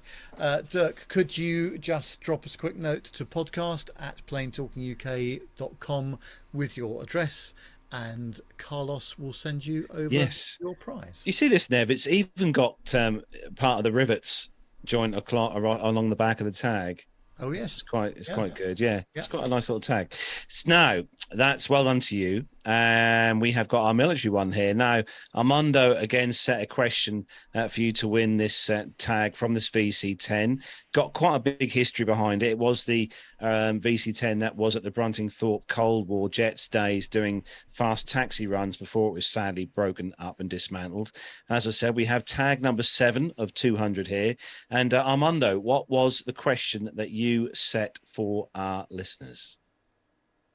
Hey guys, so this was it was a 3-part question. Now the question itself was only one answer, and there was like 2 bonus parts to it. And I was incredibly impressed that almost everybody got the actual correct answer. So the question was, in World War II, there was one aircraft that was designated, or one aircraft designation that was used by 2 different aircraft. And that was it was one was made by Barton and the other one by Douglas. So not the Martin one, the Douglas one, and it was the Douglas A-26 Invader, which was later designated the B-26, which led to some confusion with the B-26 Marauder, and then was later redesignated the A-26 when it continued to serve in the 50s and actually into the 60s, and some of these airplanes even served into the 80s as fire bombers. As an aside, Micah did a piece on the Airplane Geeks, I think a couple years ago now, about the tragedy on Bunker Hill. That actually centered on an A-26 Invader. So over from the Geeks podcast. So that was the first part of the question. The bonus parts of the question, the bonus answers, you had to think, now this was incredibly obscure, and you had to think about my background. So my background, coming from the CV-22 Osprey in the 792nd Special Operations Group at RAF Mildenhall, its lineage goes back to the 492nd Bomb Group out of RAF Harrington. So those were the carpetbaggers. Those were the guys that were doing the special operations missions, dropping agents behind enemy lines through they were mostly famous for the B-24, but they actually had 5 A-26 Invaders, which later was a B-26, then back to A-26. So they had 5 A-26 Invaders that they did the similar mission with. So the full answer was the A-26, the Douglas A-26 Invader, 492nd Bomb Group from RAF Harrington.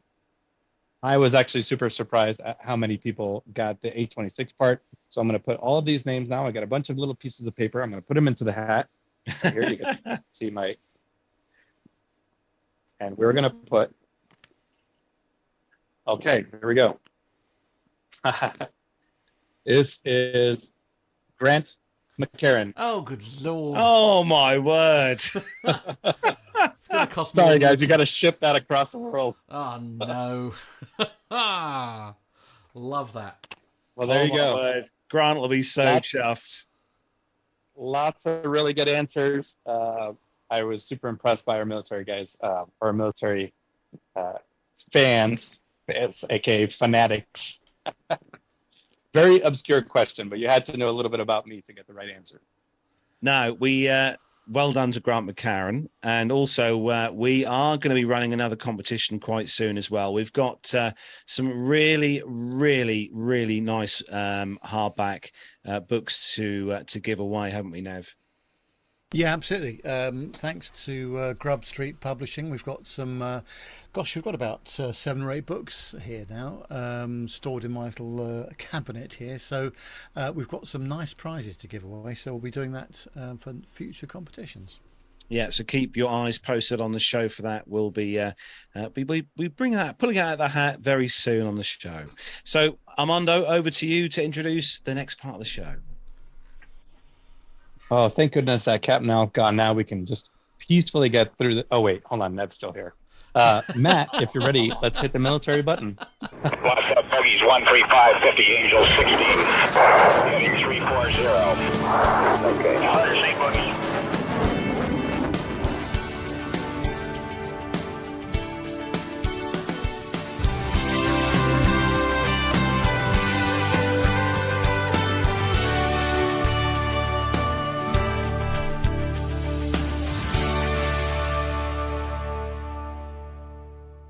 All right, so we did a story on this last week that was kind of related, how the United States Special Operations Command has finally chosen the AT-802 air tractor as its new light attack aircraft. So the story of this light attack Air Force program seems to be coming to a close now.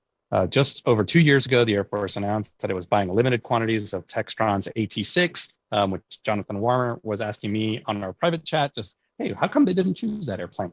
They also had a couple of Sierra Nevada's or SNC Corps 829s. Now that the competition is over, everything's been selected, the service is seemingly set to get rid of these aircraft, most likely in the form of some kind of foreign military sale.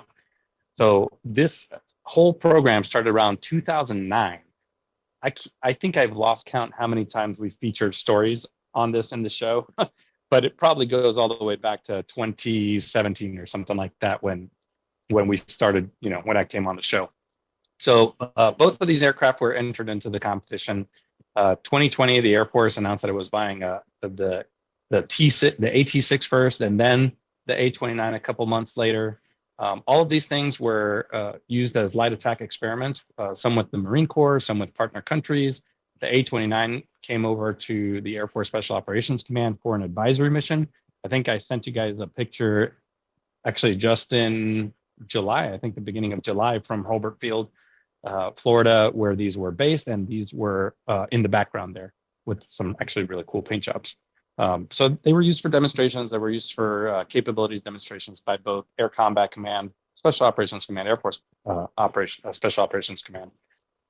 So as we said last week, the Air Force finally chose the AT-802, which is an airplane that basically comes apart. You can put it into a shipping container, into a C-17, C-5, something like that, truck it halfway across the world, and then do a months-long austere operation, minimal footprint with both surveillance and attack operations. So a couple other countries actually already use the A29. So in Brazil, Chile, Colombia, Ecuador, Nigeria, Indonesia, Philippines. So these airplanes, these test airplanes that the U.S. Air Force had, are probably going to get sold off just in the next, probably next couple months, or maybe they'll be gifted to a country like Ukraine or something like that.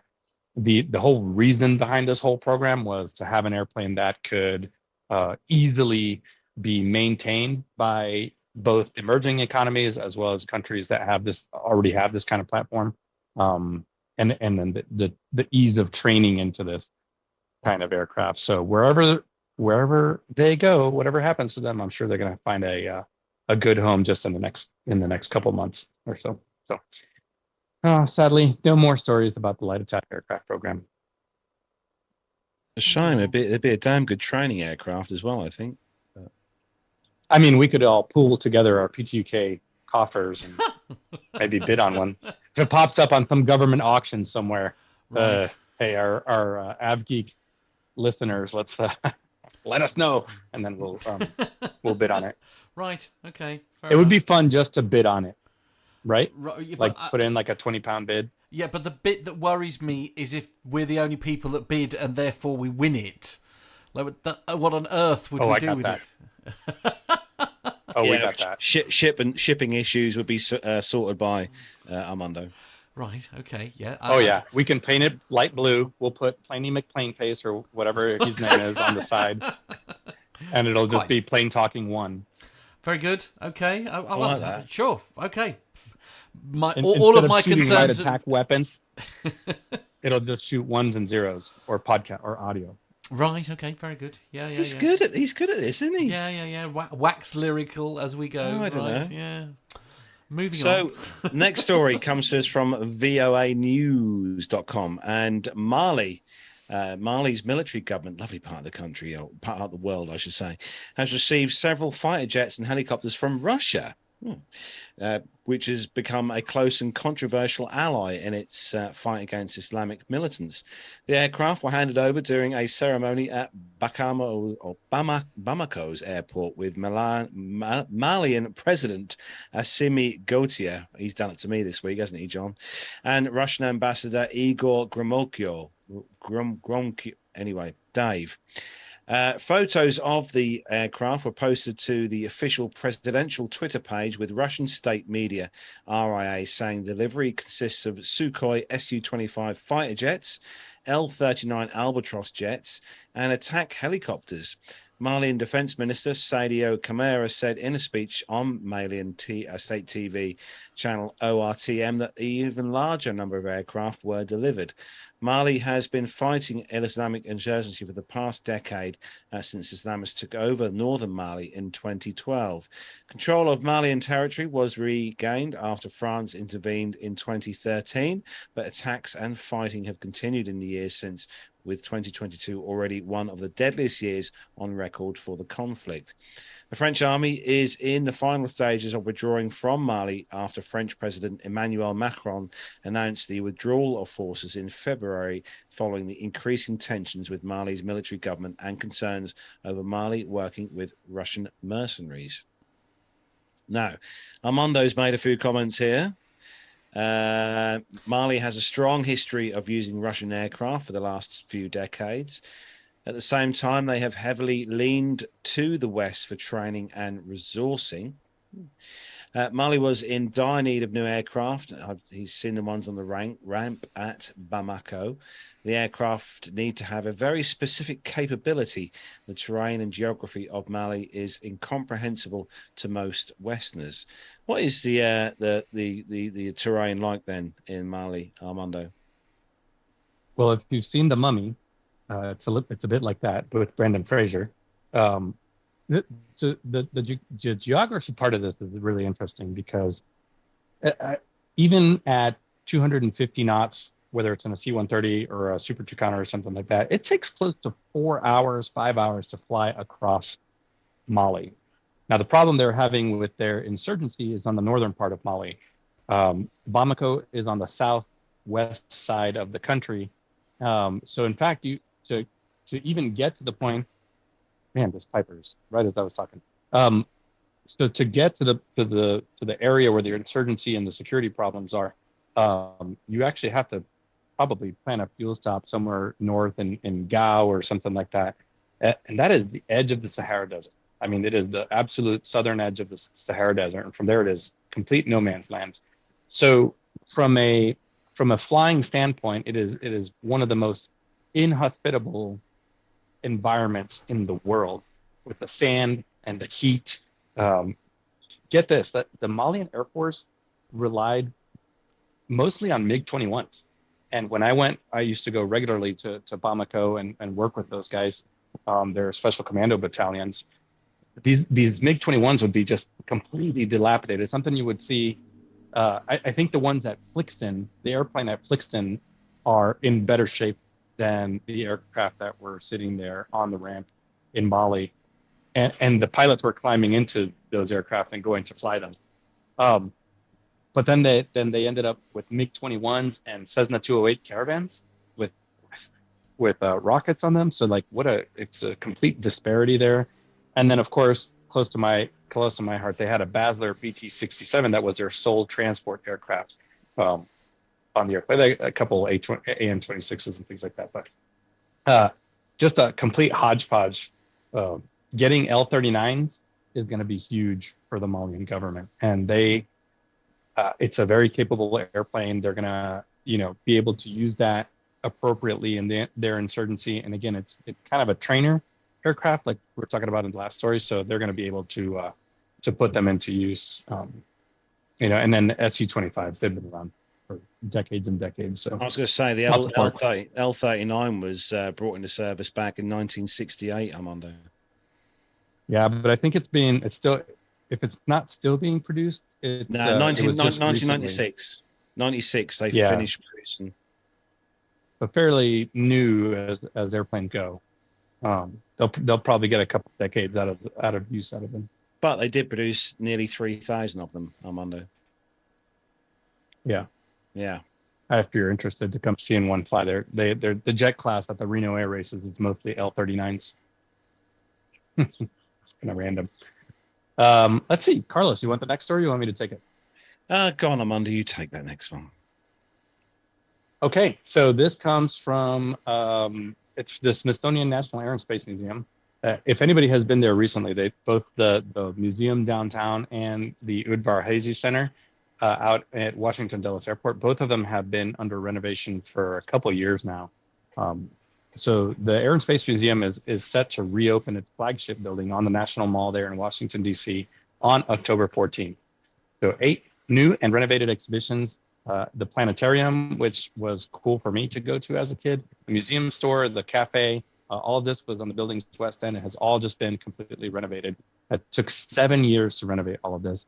23 different exhibitions were redesigned and sort of resurfaced or, they completely redid them into modern presentations. They removed some of the outdated mechanical systems, and if you've ever been there, a lot of these airplanes are hanging from the ceiling by wires. So some of those aircraft had to be moved. Only half of the building will be reopening, so this kind of west half. Lots of interest in this. I mean, the Smithsonian Air and Space Museum, I'll remind everybody, is free. And if you're in Washington, D.C., it's one of the biggest tourist attractions there. Some free timed entry passes are going to be required to ensure that these visitors have an enjoyable experience. It doesn't get too packed in there. Those experiences or those passes will be available on September 14th. One of the museum directors said that this is the most exciting times in the National Air and Space Museum's history. They're set to open some reimagined galleries, and they're hoping that the visitors are going to be inspired by the artifacts on display for the first time, and some favorite icons displayed in new ways. One of these things is going to be Jackie Cochran's T-38. So she became the first woman to break the sound barrier. The Sharp DR-90 Nemesis Air Racer has been redone, and Sean Tucker, who's still performing, Sean Tucker's successful aerobatic show, one of his airplanes is going to be on there. A full-size X-wing starfighter that actually appeared in Star Wars. That's going to be on display at the National Air and Space Museum. And then one of the things that's not going to be in this first opening that I saw on their website is the Wright Flyer. The original Wright Flyer was hanging from the ceiling. It will be now brought down to the floor and presented in a way that people can actually get up close and personal. I think the last one that was really kind of cool and of interest was the Apollo 11 spacecraft module and Neil Armstrong's spacesuit. Those will also be kind of brought into a new display where people can get up close and personal. So if you're in Washington, D.C., head out to the new Air and Space Museum. And if you get an extra day, go out to Washington Dulles to the Udvar-Hazy. That's pretty awesome museums out there. Makes you want to get back to Duxford again and go and have a walk around again, I think, being the weather's quite nice. So, moving on to the next part of the show, it is time for our Caption This Just for Fun. We're going to squeeze this in before the end of the show. Are we now? Right, okay. Posted I like picture. how you didn't run that past anyone, but anyway, okay. Fair enough. It's in the show notes. Yes, I know, but have you seen the time?